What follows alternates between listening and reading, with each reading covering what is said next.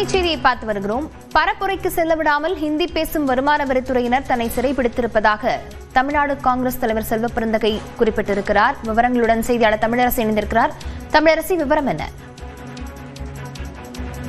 Lavanya, Tamil Nadu Congress committee தலைவர் செல்வ பெருந்தகை தனது X தள பக்கத்தில் ஒரு பதிவை வெளியிட்டிருக்கிறார். அதில் ராகுல் காந்தி இன்று தமிழகத்தில் தேர்தல் பிரச்சாரத்திற்கு வருகின்ற சூழ்நிலையில் வருமான வரித்துறையினர் சோதனை என்ற பெயரில் தன்னை ஸ்ரீபெரும்புதூர் சட்டமன்ற தொகுதிக்குள் முடக்கி வைத்துள்ளதாகவும், இது ஜனநாயக செயல்பாடுகளை தடுக்கவும் எதிர்க்கட்சியின் குரலை ஒடுக்கவும் மேற்கொள்ளப்படும் அரசியல் நோக்கமுடைய செயலாகும் என அவர் குறிப்பிட்டிருக்கிறார்.